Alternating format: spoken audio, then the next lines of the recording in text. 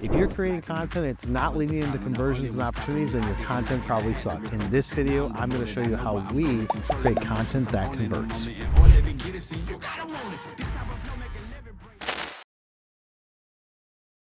Industrial content marketing that converts. That is the topic. That's what we're here to talk about. Why can we talk about this? Because, just give you some facts. Last year, we created probably close to 2,000 videos for our clients. We wrote over 600, 700 articles last year alone. This year, we're going to do even more because we're growing. We're probably going to create, 2,000 to 3,000 videos total, probably over 1,000 articles, written content, whether it's case studies, white papers, articles, blogs, press releases, etc. We are a major content marketing house. Video team has a team of 5. We've got 4 writers, I believe. We've got 2 degreed engineers on staff because the stuff that we write about is super technical in nature. So we've got a lot of content, and with that, we've got a lot of data, and we're always analyzing the data and we're figuring out what works and what doesn't. So I'm here to bring you some of those insights at a high level. Maybe in the future, we'll do a webinar where I go through actual data like I did back in January for marketing budgets. But the first thing is, if you're going to create content, the first thing you need to think about, so the first point is search versus sent. And I just made that up 5 minutes ago when I was creating the notes for the show. I think that's a pretty catchy thing.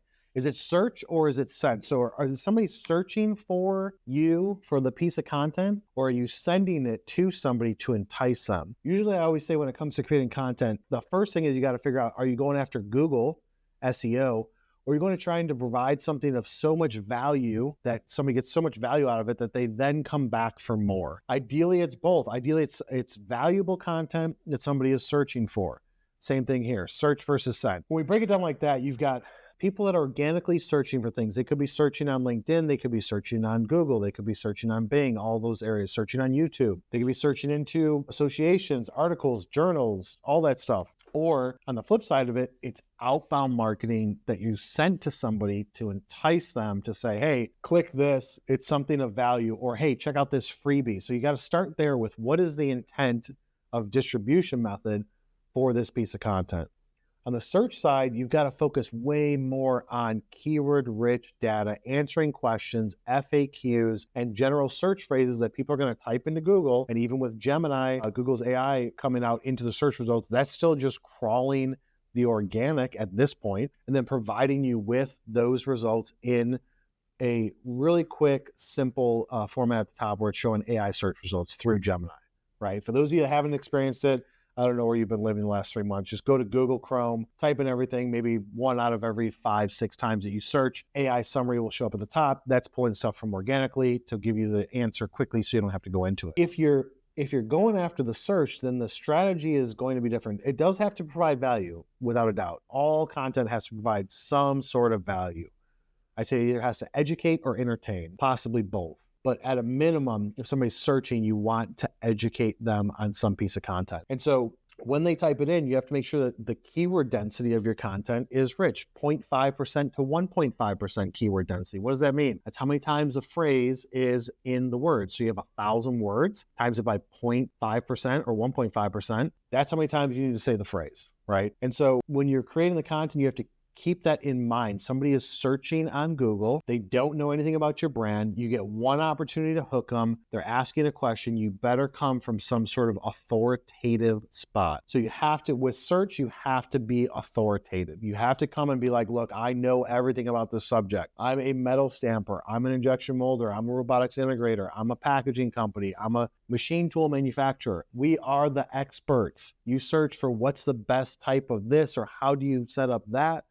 And my piece of content is going to provide you with the answer because I'm an expert. That's the type of mindset that you have to have. Now, when you think about the intent behind why somebody's searching, you don't really know, but you can kind of guess. They could be doing research for you as a competitor. They could be a kid in school trying to do a research paper. They could be actually somebody that should be a customer of yours or a prospect, or somebody that's looking for you as a solution, whether it's a product or a service. We have to think about the intent behind why they're searching that thing.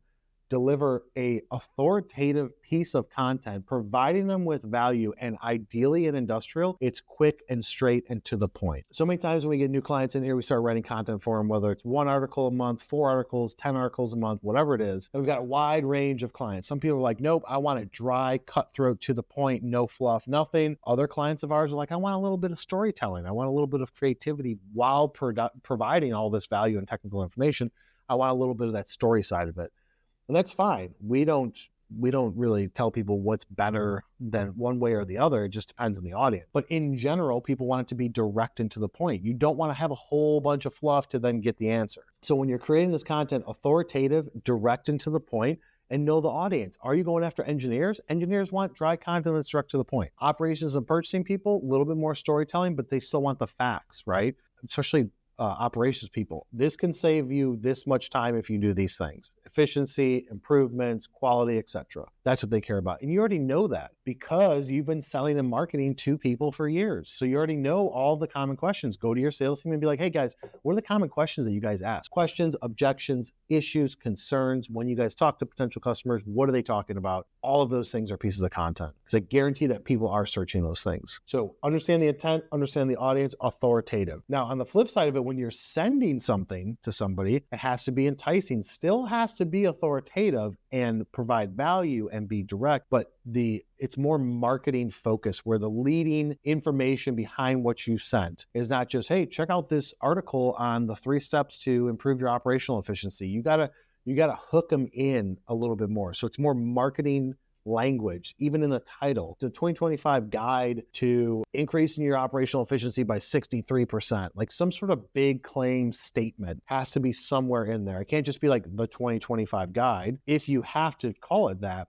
you better have some leading information to get the attention and hook. Because if you're sending it to somebody, especially through email, they're getting hundreds of emails a day. How are you going to get them to pause and look at it? Let's say you're sending it to them through LinkedIn, because you guys know I'm a huge fan of pushing LinkedIn content, growing your network, pushing stuff out there, providing value, sending people messages, all that. Same thing. They get messages, not 100 a day, but people get messages every day. They want to make sure you're not just trying to sell them some BS. So you got to be a little bit, I call it just being hooky with the language to where it's going to entice somebody to click and come into your ecosystem. So you have to keep that in mind. It's not we're going to create one piece of content for Google and then we're just going to expect it to perform great on Google because it's a good high volume search results, right? And high volume in industrial is like 500, 1,000, 1,500, 5,000. That's high volume. Versus everywhere else in the world, it's like high volume is 50,000 searches a month and above. Industrial smaller, less people searching. So you can't just say this is going to be for that, and then I'm just going to send this to everybody, and they're just going to get value out of it. You have to change the mindset a little bit. You have to change the approach. At a minimum, you don't necessarily have to change the content itself, but how you deliver that content has to change. So think about that. Next time you're thinking about producing a piece of content, think search versus sent. And every time you do, you're going to owe me $1 because I just made up that name because we're going to trademark it. Number 2, just kidding. So after you figure out, is this piece of content being searched or are we sending it? Or is it both, right? The second thing, and this is a key, is it written versus video? Each one has its pros, each one has its cons. Let's talk about them. Written content that is tried and true, been around forever, literally forever. There's so many different ways to skin that cat. I know Lara hates when I say that. So with the written content, it's been around forever. So many different ways to execute on that instead of skinning. You could create a white paper. You could create a case study. You could create a blog article. You could create an FAQ section, top 5 most asked questions so far this year. You can make it downloadable for free. You can make it gated to where they have to provide you with a piece of information. You can have them just click a link and go to a landing page that has it. You can embed it on your website. You can put it on your website and then have a little pop-up that pops up. Go to our website, mfgtribe.com, and you'll see after you're on the site for, I think it's 5, 10, 20, 30 seconds, a little pop-up bottom left-hand corner says, hey, check out this new article we wrote. That could be your piece of content. So written has been around. You can take part of that written content, you can post it in a LinkedIn post and segue into, hey, you want to read the full article? That was just an excerpt. Want to read the full thing? Click below. You can take multiple pieces of that article and chop it up into multiple posts on LinkedIn from the company page. You can just grab complete sentences, complete thoughts from a case study, from an article, whatever. hey, we're the industry leaders in this. Grab a complete thought from some sort of piece of content and then link it back to a page on your website. You can also grab some of this copy from an article or a piece of content you wrote, put it into the body of an email and send it out. So there's so many different ways that you can chop up written content. And still to this day, I will never, unless somebody has full proof and data to support this, I'm still going to say half of people want to read, half of people want to watch. It's that simple. I feel like it's been leaning more towards watching, so videos over written. I feel like if I said that, it'd just be me pushing our narrative, which is video, gets more engagement. And I'm just saying, oh yeah, that's because more people want it. No, I don't have any data to support it. So I'm just gonna say half people read, half people watch as far as our preference. No matter how many polls we do, it still seems to be that. Now, on the flip side, with the video, it's basically the same process, right? Create a piece of content that's providing value, authoritative, educate, or entertain, maybe both at the same time. Easier to do with video than articles. And you can chop it up like you can an article, but you can't deliver it the same way. That's the main difference. So if somebody's searching for it, searching LinkedIn, searching YouTube, searching Google, your videos chopped up or full length can show up in those results. And you can take one long form piece of content, just like what we do here and for our clients, and chop it up into smaller micro-sized pieces. The difference is on the outbound side. So the more links and things like that you put in an email, the higher likelihood it's going to get flagged for the spam system to look at it. And it does not matter if it's a sequence, one-on-one email, or email marketing through a workflow or something like that, where it's got this unsubscribe line at the bottom and your address. Doesn't really matter. Still, the system's going to be looking and be like, dude, there's a lot of links here. There's a video, etc. I don't know if I want to deliver this to the person. You can grab little pieces, but it's not as easy as just like grabbing out of an article. So articles are still very important because it's faster to, like, anybody can do it, right? You're a marketing person, you're a salesperson, you can grab any piece of content you have on your website, article-wise, or even copy of the page, grab some lines, throw it into a post, you're done. You can't do the same with video. Like, you got to have some skills here. And if you're younger and you can use CapCut or Adobe Premiere or things like that, even like the simple systems like CapCut, yeah, you can chop something up, but it's going to take more time than just grabbing words. So when you look at your content strategy, you got to have a balance of both, but you got to understand that written content is going to be easier to chop up for anybody at your company versus video content. You're going to have an outside agency or skills internally. But the video content will be able to tell the story faster, get more engagement, more flash to it, bring up the energy level, show a little bit more about the culture vibe that you guys have as a company, be more authoritative, humanizing the brand, right? Getting key people at your company to sit behind the camera. It could be the camera on your computer. It could be an $80 Logic Pro webcam that you're just recording yourself through a Zoom meeting or something like that. And then you can take that and push it out there. It doesn't have to be super polished, but I mean, that's what people want. People want to see like raw behind the scenes footage. So it all depends on what you're doing with the content, how you're going to deliver it, how you want people to find it, and then what type of engagement and level of interaction do you want that's going to dictate whether it is search or sent, written or video. Now you could, like I said, you can chop it up a million different ways. It's just how you're delivering it that's going to be slightly different. The stuff that converts the best is the stuff that is, like, for written content, the highest level of value. So what people love is calculators, books, guides, right? One of our clients has a book on from a design standpoint. That stuff, like, people come to their site, they see it, they put in their information, they get a digital copy of it. They used to do a physical copy of it too, and they will send it out to specific companies. They'll send out the physical copy of this book, but it's like all of the information in a physical book, right? Engineers can go through and find that stuff. Operations people can go through and look through and say, like, okay, this is what I need to do for this situation. Those things that provide super high levels of value, calculators, interactive calculators, things like that, that is always going to be the most engaging type of content. When you get into social, you start asking about polls and start asking about people's opinion and things like that, that gets a ton of engagement too if you have the following. But if you're just a straight up, let's just say a normal company that doesn't have a massive following, and you want to create content that engages, it has to be valuable, and not just valuable to you. You have to put yourself in the shoes of your customer and say, would they get value out of this? I'm going to create this guide. I'm going to create this book. I'm going to create this study. I'm going to create this thing. And you can't just think marketing. You've got to think value it provides. So there's two trains of thoughts there. Is this a great piece for marketing to push out and get other people to be like, oh my God, they just did this with this company.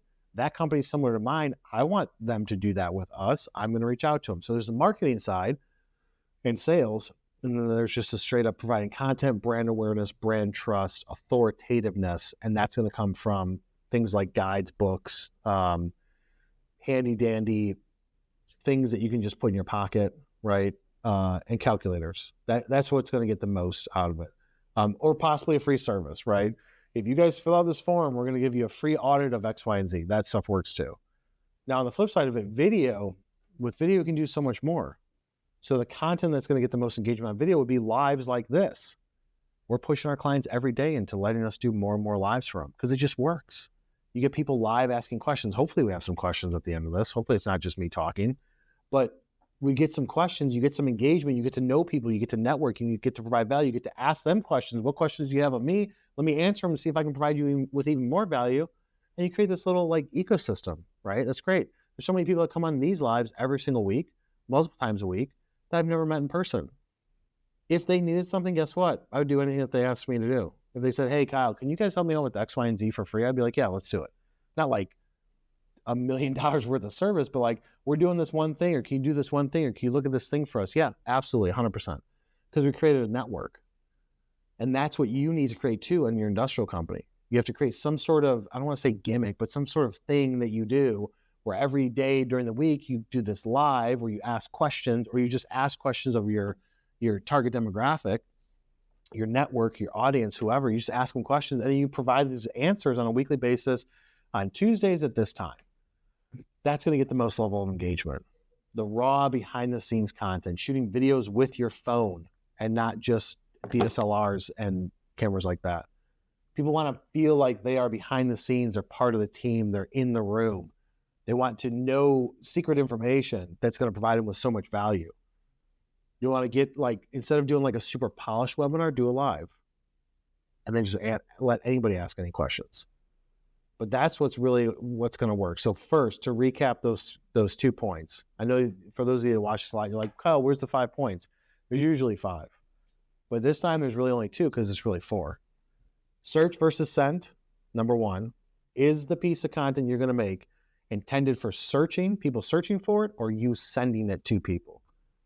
Number 2, is it written content or video? Both of them have their pros and cons. Written content you can chop up easier without having programs and skills. Video content, you need some high-level skills to be able to chop it up. And video content is harder to push out outbound marketing because of spam filters. You can't be like, hey, check out this 12-second clip.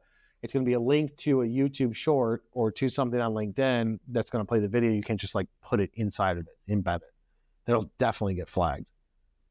So put yourself in the mind of who you're trying to get engagement from. What's pieces of content that can provide them with value? And if you're like, I don't want to do the same thing as everybody else with creating the top 5 ways to machine titanium, or 3 things to do for this, or what's the best way to handle that? You don't want to do that? Okay, fine. Get creative with your idea of your content. Create a series around it. Weekly, monthly stuff. Ask the expert. Bring in people that you can interview to talk about stuff. Maybe every week you talk about the struggles that you had as this type of person in your field. Business owner in capital equipment, machine shop owner, tooling, stuff like that, right? Talk about you're a salesperson. So everybody has their own little thing, but they're making it their own. So if you're not able to get people when they're searching because your company's small, you want to try and put something in front of them that's enticing. So you're sending it to them. And you putting it onto LinkedIn is basically sending it to them because they'll find it through either your network because you're connected with them, or you guys have similar connections and then they find it. So you're basically sending it out there. You can make it your own. You can make your own show out of it, your own series, your own thing. And that's what it's all about. Being authentic, being authoritative, providing with value if that's what you're going to do. If you're not going like the fun route of like, hey, I'm a traveling salesperson, and here's the top 2 stories of the week. And every Friday I share, I'm having coffee and I'm working from home and I'm going to share my 2 stories or my one story, best story of the week. All right, guys, hopefully you got value out of that. Hit subscribe below, turn on notifications. If you want to, head over to LinkedIn and give me a follow. If you want to listen to this in podcast format, head over to every major podcast platform and type in industrial sales and marketing with me, and I'll see you on the next one.